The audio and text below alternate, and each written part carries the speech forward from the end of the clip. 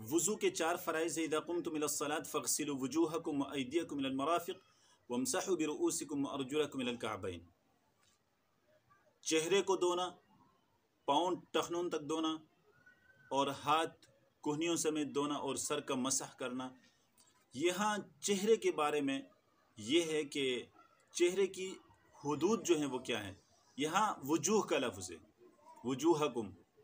وجوہ وجہن سے کی جمع ہے، اور وجہن مواجہت سے نکلا ہے۔ مواجہت کا مطلب آپ کسی کے سامنے جب کھڑے ہوتے ہیں تو جو آپ کو نظر آتا ہے اس کا چہرہ، جتنا آپ کو نظر آتا ہے وہی وجہ کہلاتا ہے۔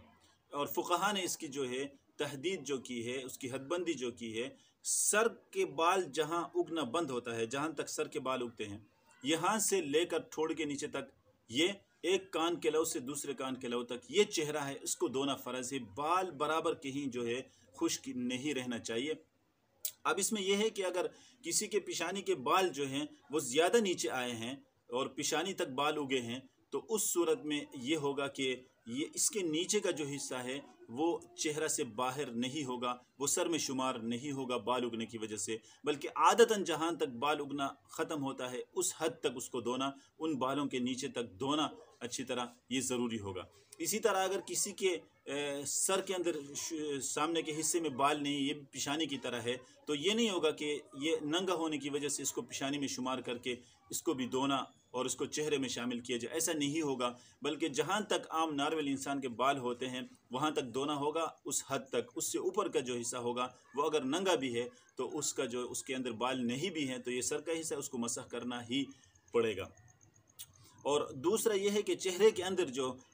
ظاہر بات ہے بال ہیں، داڑھی ہے، مونچھیں ہیں، اور اسی طرح دوسری بوئیں ہیں وغیرہ، تو ان کے اندر مسئلہ یہ ہے کہ اگر یہ بال جو ہے وہ زیادہ گھنے ہیں جس کی وجہ سے نیچے جو جلد ہے وہ نظر نہیں آتا، تو ایسی صورت میں ان بالوں کے اوپر دھونا کافی ہوتا ہے، نیچے جلد تک دھونا کوئی ضروری نہیں ہے، کیونکہ وجہن اور مواجہت جو ہے جس پر آپ کی نظر پڑتی ہے، یہ اس سے وجہن کی تعریف سے، یعنی مطلب اس کا اطلاق، وجہ کا اطلاق اس پر نہیں ہوتا۔ اگر یہ بال جو ہے داڑھی کے ہو یا مونچھوں کے ہو، یہ گھنے نہیں ہیں، ہلکے ہیں، اور اس کے نیچے وہ جلد نظر آتا ہے، تو پھر جلد کو دھونا